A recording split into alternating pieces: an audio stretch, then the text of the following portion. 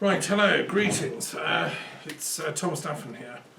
Friday night, my more esoteric offering, and I'm going to be sharing some philosophical, metaphysical, psychological reflections on what's going on in the world at the moment, which is, very worrying. Here we are, March the 6th, 2020.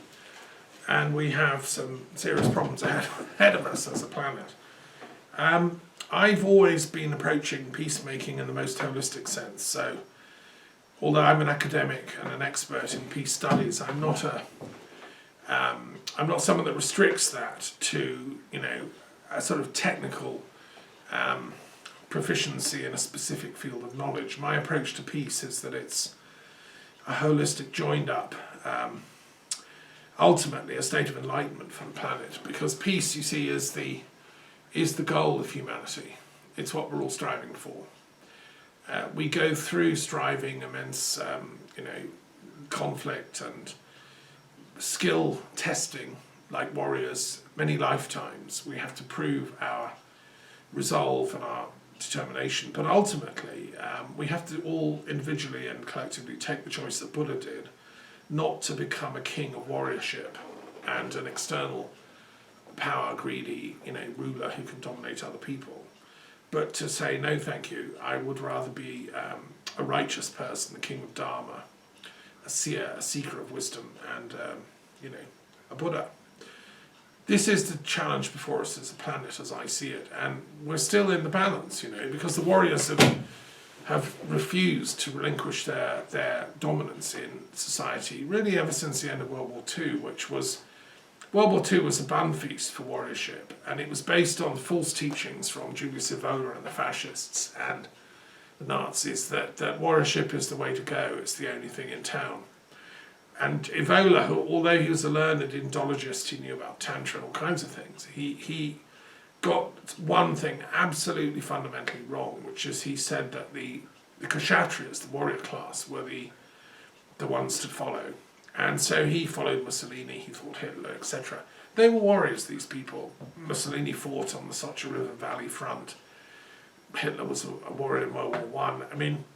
And then they seized power illegally and immorally and inflicted on the world, wars. What do warriors do? They bring wars.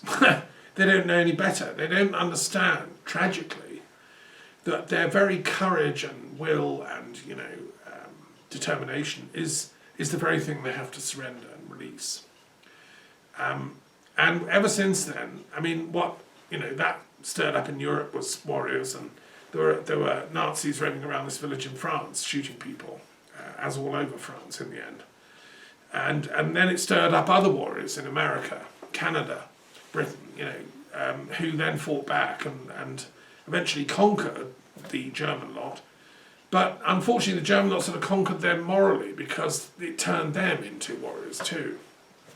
And since then it's, and the same with the Russians on the Russian front. And, the warriors have never relinquished their hold. It was the same in China with Chairman Mao making the same mistake in the name of Marxism, that the warrior is the one that can bring peace to the people. And he was a ruthless warrior. He wasn't even a brave man, actually. He was a coward and a malicious, vicious warrior. But he had warriors working for him. He was extremely bad-tempered. And he terrified people, and he tortured them to death if you opposed his will. So he was a fake, a black warrior. And there are those types around, tragically. Obviously Stalin is another, and his cronies.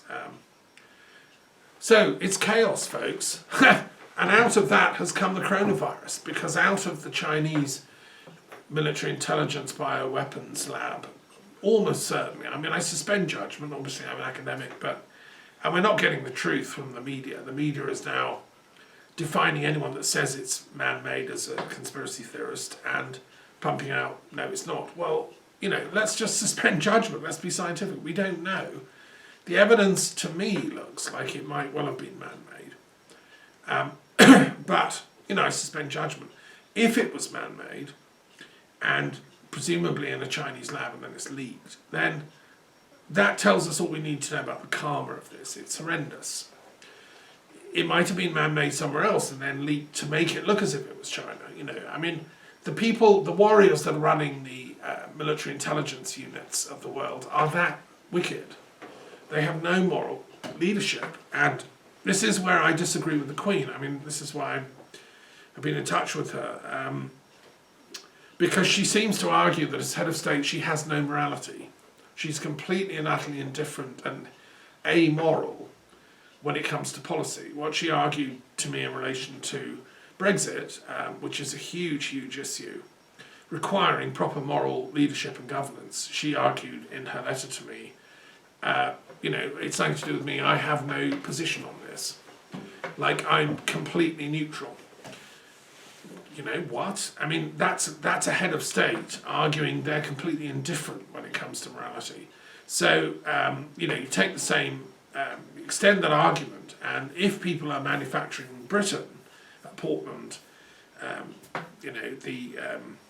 Portland Down near Salisbury, the bioweapons agents, and then sprinkling them around the world. Oh, let's drop some in Wuhan. That'll cause diversion whilst we're, pushing Brexit through and screwing up our country. Then the masses will be, kept soporific. Well, let's just imagine for a second, do a thought experiment, that there are people that Machiavellian and wicked in the British intelligence services, and I think there possibly are now. I've come round grudgingly to think that there are some pretty evil people in the British state. Well, the Queen would say to me, well, so what? It's nothing to do with me. I'm just the head of state. I'm just the figurehead on the pound note. Well, no, that's not good enough, ma'am. That's not good enough of any head of state. Whether you're the King of Saudi Arabia, the King of Saudi Arabia, the one that's still technically king, again might say, well, Prince Salman, yeah, he did chop up Khashoggi, but hey, it's nothing to do with me. I'm just the head of state. I'm sorry, King, that's not good enough, And also, there's some very disturbing news that's come out just recently. The witnesses who are bringing forward a 9/11 prosecution against Saudi Arabia, arguing that the Saudi government in 2001 had forewarning of the attacks on the Twin Towers and Manhattan and Building 7 and so on, and were involved in a conspiracy to facilitate it. They're arguing that in court, and they're demanding documentation and so on. Well, one of their witnesses was to be Jamal Khashoggi, was on there. They were going to bring him to court in America and get him to say what he knew. Now, this is a man that knew bin Laden personally and, was highly connected in both Saudi intelligence community and politics and internationally in America and so on. He was going to give expert witness. He was killed. And the people involved in the 9/11 case have now said they want to withhold their witness names because they're afraid they'll be killed. So they're living in fear that the Saudis are running AWOL, killing people that speak out and say, well, hey guys, you knew 9/11 was happening, why didn't you do something about it? Was Bush involved in a plot with some Saudi people to actually pull this whole thing off, and then use it as a pretext to attack Iraq? These are important historical questions, which is why I've launched the International Historical Commission of Inquiry into 9/11 as a historian, purely an academic field of study, and why I've published, after 2 years' research, the only historical study of 9/11 as yet by a professional historian. If Toynbee was alive, he would have done what I did. He would have devoted 2 years of his life to looking at that tragedy in a world historical perspective. Well, I train with some of the best historians in Britain. I've met some of the best historians in the world. I have a duty to write that book. I've done that now. Stephen Ray Griffin, a great man, is not a historian. He's a theologian who's approaching all this from a moral perspective, and that's absolutely correct. But we also need to approach historically. But what do we do when the witnesses have been killed off? Shocking. So, we're living in a very disturbed dystopia. And in the middle of all this, coronavirus breaks out. What's weird is that a couple of weeks ago, I was giving a talk and I said that, why do I want truth? Why have I set up the Truth and Reconciliation Commission for the Middle East? Why have we set up a Truth and Reconciliation Commission for Britain and Ireland? Why have I written, whole sections of my book on being and knowledge, on truth, as a philosopher? Truth matters a huge amount to me. Why? And as a historian, finding the truth is the goal of historians. That's why Thucydides and Herodotus started the profession all those years ago. And that's why I bothered to be trained up to, doctoral level in the craft of historical research. So it matters hugely. And I made the point in the talk a few weeks ago that the reason that's so important is it's a medical matter. If you're trying to, I regard the work of a philosopher as like a doctor, a healer. If you are trying to heal the planet, which is what I'm part of, a team of planetary healers, there's a team of us, right? And I'm sure some of the people listening to this will realise what I'm saying and identify with that. You're part of this team. So if we're gonna actually heal this planet and pull this off, we have to get to an accurate diagnosis. We have to really understand at the deepest possible level what are the psychological problems of the elites ruling this planet, of the warriors that won't give up their power, the people that are using lies and fakery and 9/11 type incidents all the time. They're running amok. Well, how can we bring them to judgment and reconciliation if they're continuing to do that? And they're using nationalism, of course, as the big signalling device so that they can then get away with this. In India, in Israel, and in US, and Brexit was such a brilliant project of theirs to create division and to create really psychic violence, because it gives more power to the warrior types who are the people behind Brexit as a project. Well, so I made the point, if we're going to heal all this lot, it's because we need to be like medical doctors, getting a true diagnosis. We have to therefore have the highest standards of veracity ourselves. We say what we know, as Buddha said, and we say when we don't know something. And that's the Socratic admitting we don't know something, incredibly important if we're going to advance as either intellectuals or as researchers. So anyway, I said all that, and then lo and behold, a week later, coronavirus hits, and it's all in the news. At the point I made that speech, it wasn't really there. It was there dormant, but we in the West hadn't realised what was about to hit. So now what I said then is even more important. We have to have a political system we can trust people to tell the truth in. That means our leaders in our democratic assemblies, in Parliament, in Congress and so on, have to take an oath of veracity. They will not lie, deliberately, etc. They might, the legislation needs to be drafted sensitively. I've done a draft. It's only affecting matters of real state politics. It's not your personal, issues. It's not trivialities like what tie did you wear, 10 years ago, or did you have an affair with your secretary 10 years ago? Unless that impacts on policy and she happened to have been, working for the CIA or the KGB at the time, then that is a truth-telling matter, So we have to get that legislation through Parliament. The Lib Dems, the Greens, the Labour Party, and every other party, SNP and so on, should back it. And we should have, at the next general election, I've always argued there should be a grand alliance to get rid of the Tories, who are the lying party. They're led by the arch, wizard of duplicity, Boris Johnson, who's like a chameleon, and who lies professionally. And the entire Tory party, they've hounded out all the truth sayers, the Dominic Greaves, the Rory Stewarts and so on. They've gone. We've now got a lying, entourage. So it's time to step up against them, and the only way we can do that is with the power of truth. And it's exactly the same in America with Trump. Trump is surrounded by a lying cohort who don't actually, they either don't know the difference between truth and lies, or they just are comfortable with lies that advance your career and your wealth. It's immorality become professionalised. Well, a very simple bill would outlaw that. They just have to tell the truth. I actually sent a proposal to Obama in the last week of his presidency, saying whoever's going to replace you, it doesn't matter, but just get this bill through. Unfortunately, he didn't, and I didn't hear back, and probably some underling blocked it. You know, we've all seen House of Cards.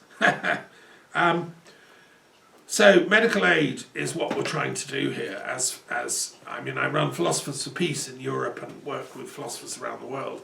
Pythagoras said, the founder of philosophy, that our job is healing, not even teaching. I mean, yes, teaching in the sense that we try and help people with advice and steer them back to the path. But ultimately, healing is the job of getting people to give up the lies, really. And the worst of all lying is the one you do to yourself.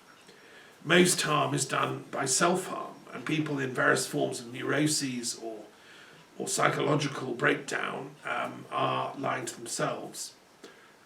And I think in politics, we can see people like Trump, you know, they're so skilled at lying to themselves. Netanyahu's another, Johnson, all these people. And, well, you know, with reluctance, I'm having to add the Queen into this list. I always thought that she was an ethical stateswoman, and, you know, I've kind of always had great respect for her, but I'm afraid the response to the business of Brexit shows that she's now moved into I'm going to ignore the truth. Now, ignoring the truth, i.e. Brexit's going to destroy the UK, Brexit's going to cause immense suffering, Brexit's going to cause huge economic troubles to most of the people in the realm, Brexit's going to create huge psychological division among the people, blah, blah, blah. Now, I'm going to ignore all that, you know, and I'm going to say, nothing to do with me because, well, I'm just the head of state, you know.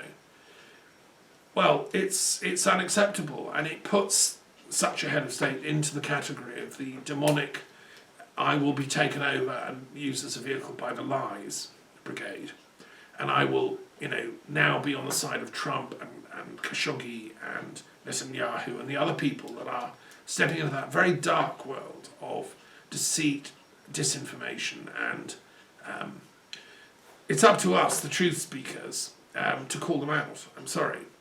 And let's hope the next monarch has a more deep sense of the actual moral engagement and commitment of a monarch to peacemaking.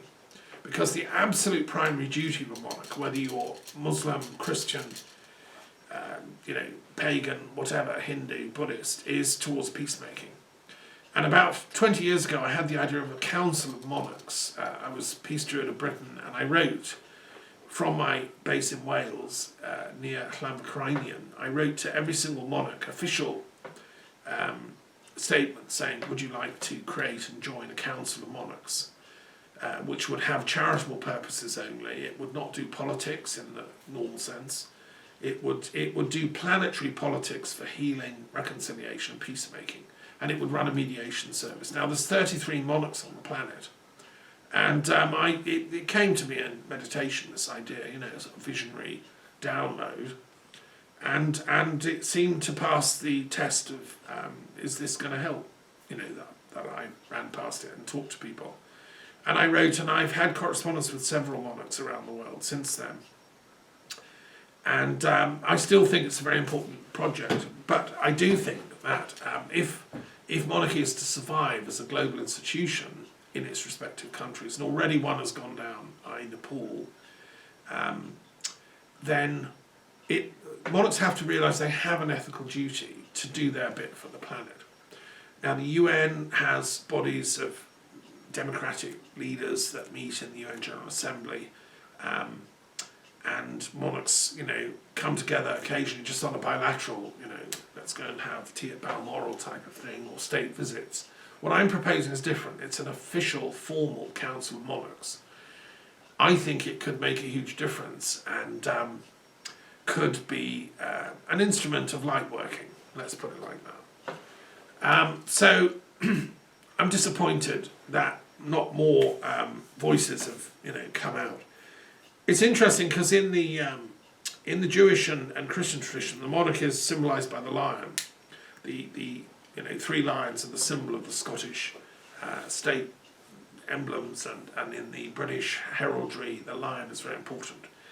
And in Judaism, the lion is the symbol of David, the king of Israel. It's the symbol of Judah.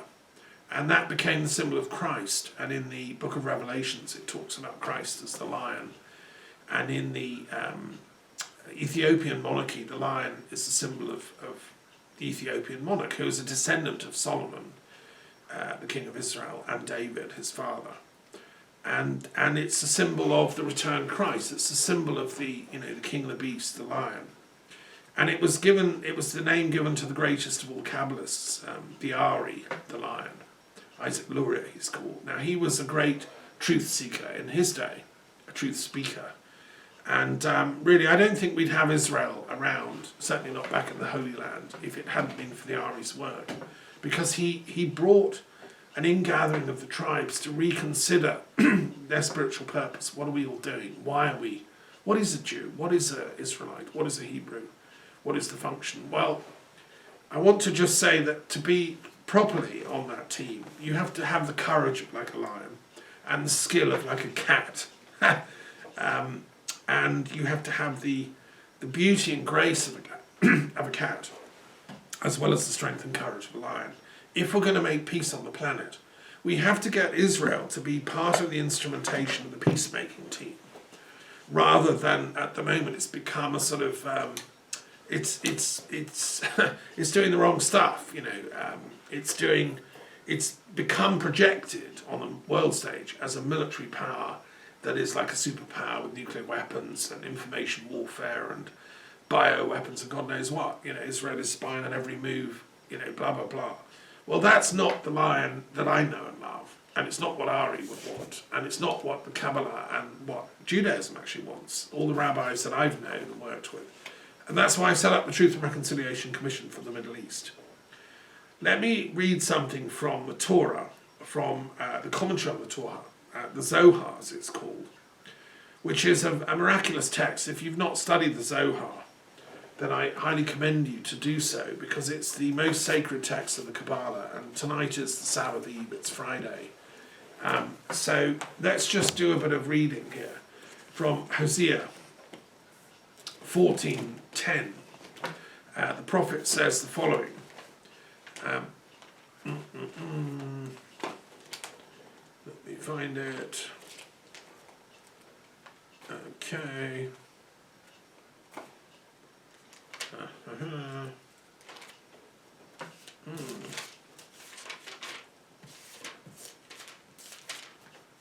Yes. Well, at least it's easier working in a book than on a scroll. If these are in scrolls, it's much more difficult. Oh dear.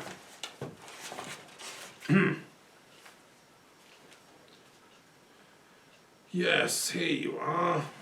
1451. Right. Each kind of version of the Bible has the prophets and so on in slightly different order.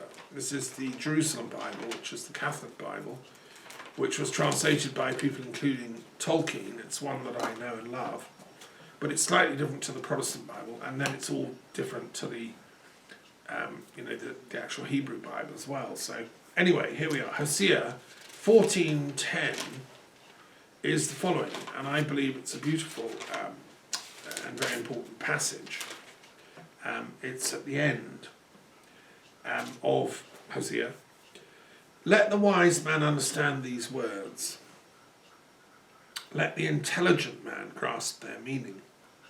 For the ways of Yahweh are straight, and virtuous men walk in them, but sinners stumble.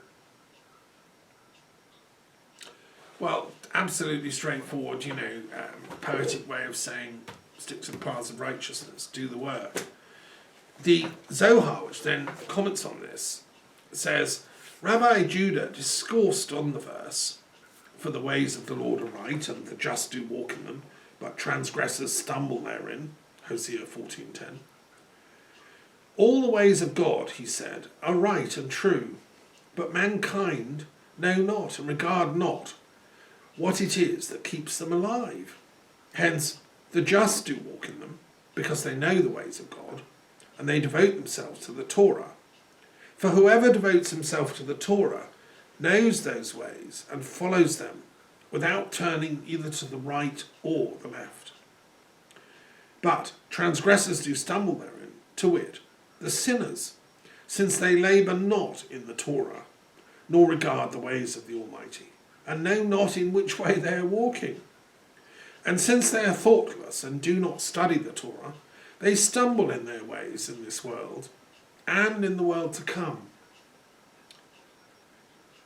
Well, this is, very interesting, and I couldn't agree more with the sentiment behind this, because the study of the Torah is the absolute lifeblood of not just scholarship, but universal wisdom seeking. And if the light workers of the world are going to turn this planet back to the paths of righteousness and see off this horde of dark, malevolent, mendacious ego maniacs who are trying to seize control, we can only do it by studying the ways of the Lord truly and properly. And the Zohar is one of the key texts, as well as the Bible and all the other holy scriptures, the Quran, etc. I'm doing a commentary. I'm trying to do a commentary on all of them. Now, the soul of one who has laboured in the study of Torah, when it leaves this world, ascends by the ways and paths of the Torah, ways and paths familiar to them. They who know the ways and paths of the Torah in this world follow them in the other world when they leave this world. But those who do not study the Torah in this world and know not its ways and paths, when they leave this world, know not how to follow those ways and paths, and hence stumble therein. They thus follow other ways which are not the ways of the Torah, and are visited with many chastisements. Of him who devotes himself to the Torah, on the other hand, it is written, when thou liest down, it shall watch over thee, and when thou awakest, it shall talk with thee. Proverbs 6:22. Well, I find this an absolutely fascinating and important, passage, because the Torah is, what it means is the spiritual law. The word Torah is the law, it's the teachings, it's the spiritual law, which is found in the scriptures. And then to study the Torah means to discern its innermost meanings, to read, to analyse, and to reflect and meditate on a text. And then it's the encountering of the actual spiritual law that's behind the words. It's not the words themselves, it's the meaning behind them. So, and what it's saying that's so important is that if you do that in this life, it's a short, brief life we have, 70, 80 years max, then you will be able to go on in the next life in the same way, because you'll know the ways of the Torah. You'll understand the spiritual law. You'll have learned what justice is and what injustice is, what good and evil are, how to avoid evil and cultivate good. And then whatever's thrown at you in the next life, in the after-death state, the bardo, as the Buddhists call it, you can cope because you can just do some Torah study with them. Okay, so and Isaac Luria was someone that would have shared these texts with his disciples and students and gone into their innermost meaning according to Kabbalistic teachings. He never really wrote any of his teachings down. It's an oral living tradition like I'm sharing with you, because he had the inner gnosis of the Torah living and breathing within him, as we all should. Okay, that's the only way out of this predicament we're in. I mean, I look at the academics of the world all publishing vastly and patting each other on the back and quoting each other's books and hyper-production of academic papers, but a lot of them are deceitful, conceitful, and dissemble, and don't tell the truth anyway. So, from a Lurianic perspective, it's a mockery of studying the Torah. It's a fake Torah they're studying. I mean, obviously not all academics, thank God. I've met some amazing academics who've influenced me and mentored me, but, we're few and far between, the real ones. It's become a deceitful, conceitful, racket, really. As even has the Kabbalah. There are sort of, people out there that don't deliver the actual content. Anyway, to cut a long story short, what I'm arguing is that in this work, on this Friday, in this March the 6th emergency we're facing as a planet, we have to up our game as Torah students. And these texts no longer apply just to any one scriptural tradition. The study of the Torah, which works in this world and the next, has to apply to all the world's holy scriptures. And this is where my periodic table is so revolutionary and helpful. I mean, you can't be a doctor and just know about one type of disease or one type of therapy. I mean, yes, you can specialise in eye diseases or whatever, but you've got to have a general knowledge about medicine. You have to start as a general practitioner. You have to study medicine, which is a whole joined up thing. So you know what fevers are, what diarrhea is, what vomiting is, what causes it. You know how the brain works. You know the whole physiology, because the body is a whole system. And so medicine is a whole system. And so the same with planetary healing with Torah. Torah is a whole system for the entire planet. Now the people that wrote the very earliest texts of mankind didn't know all that. They didn't understand how complex and amazing this world is. They didn't, there's so many boxes they didn't know. The people that wrote the book of Genesis or Exodus or these early prophets of Israel, Hosea and so on, they hadn't got a clue about the complexity of the religions of mankind. But they knew that under it all was one ultimate, code of righteousness which we should study. And if we study it in this life, we will be able to go on through our future lives.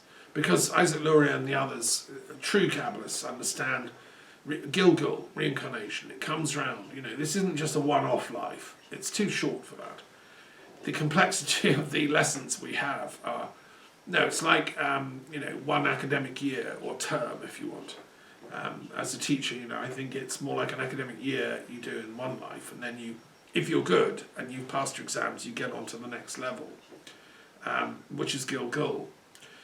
And if you're not, you have to resit the year, effectively. And if you're really, really bad, you get chucked out of the school altogether and have to go and, I don't know what, do something,